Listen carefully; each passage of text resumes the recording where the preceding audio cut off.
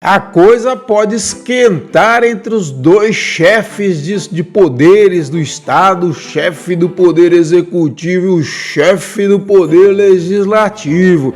É que eu apurei conversando com algumas importantes fontes da Assembleia Legislativa.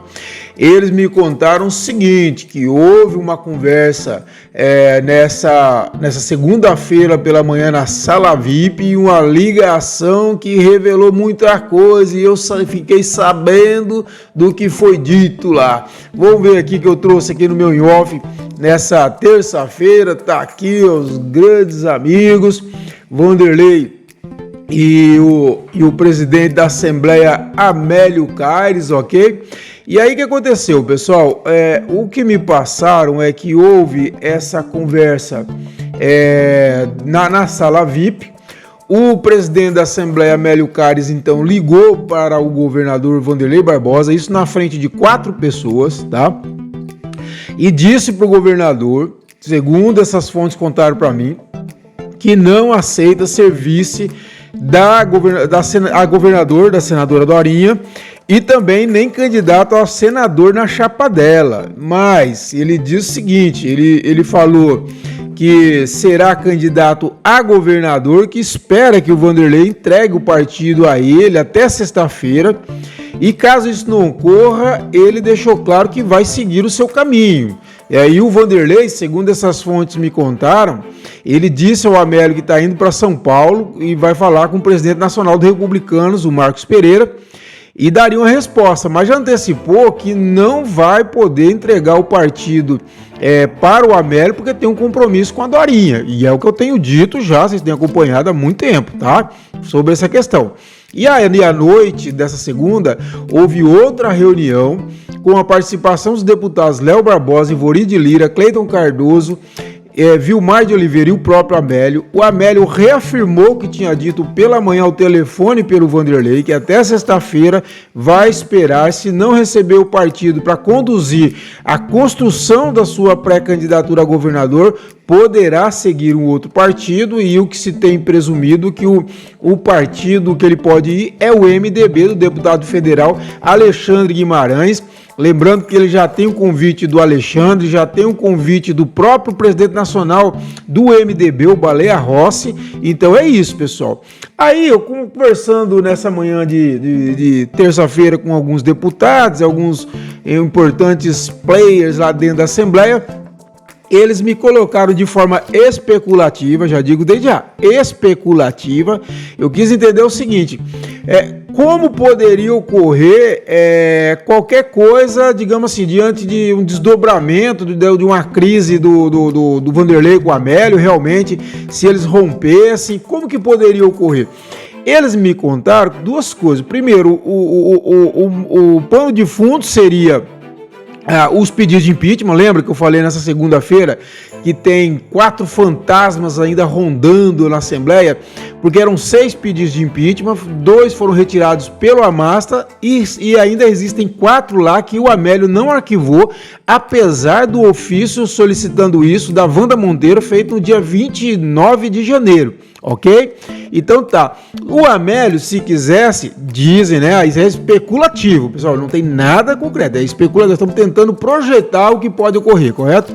O Amélio poderia abrir um processo de impeachment após ouvir a Procuradoria da Assembleia, e o campo de batalha seriam os blocos partidários, que são formados desse jeito. Olha como trouxe aqui nesse infográfico maravilhoso, né, que nós colocamos aqui para vocês, olha lá. Então assim, o bloco PSD, PL, PDT e PSB, que tem como líder o Eduardo Fortes, o bloco PV, PCdoB, União Brasil, PSDB e Cidadania, que tem como líder o Eduardo Dertins, e o bloco Republicano Solidariedade, que tem como líder o Jorge Frederico. O que ocorre?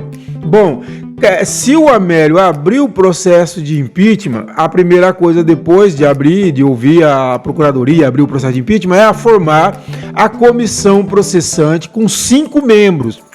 Esses 5 membros, e aí é o pulo do gato, eles são indicados pelos líderes dos blocos.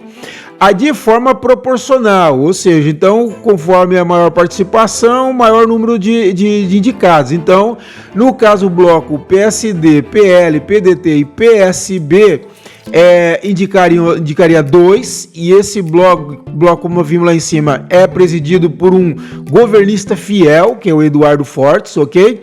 O outro bloco, no caso aqui, o União Brasil, PV, PCdoB, PSB e Cidadania, indicaria 1 e é liderado pelo deputado Eduardo Dertins, que se tornou persona non grata no Palácio, ok?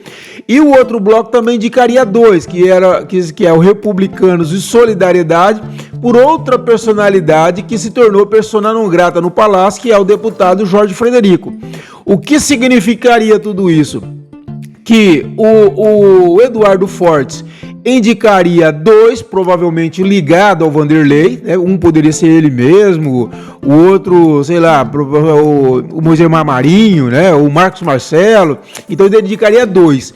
E o Eduardo Dertins poderia indicar a si mesmo como opositor, tá? Ele é opositor, então assim, ele poderia indicar ele mesmo, e o Jorge Frederico poderia indicar 2, por exemplo, ele mesmo e o Olinto Neto, por exemplo, que também é outra persona não grata no Palácio. O que aconteceria com isso? Ficaria 3-2 para os contra o Vanderlei. O Vanderlei teria 2 membros indicados na base, na comissão, e esses insatisfeitos com o Vanderlei indicariam 3, tá? E aí é um complicador da situação tal. Agora, gente, repito, isso é especulativo só pra gente entender, vocês, a gente entender como poderia ser, de repente, de uma eventual crise de verdade entre o Vanderlei e o Amélio. É basicamente isso, tá bom? Então, antes de terminar também, quero trazer aqui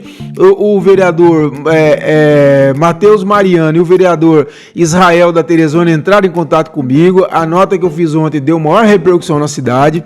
E o Matheus me disse que não tem interesse em ser candidato a presidente da Câmara de Araguaína. Lembrando que lá na Câmara, os vereadores me disseram, tem vereador que me disse que o Wagner poderia ter como candidato a presidente o Matheus Mariano ou o Israel da Teresona. O Matheus disse que não quer, que ele vota no Max.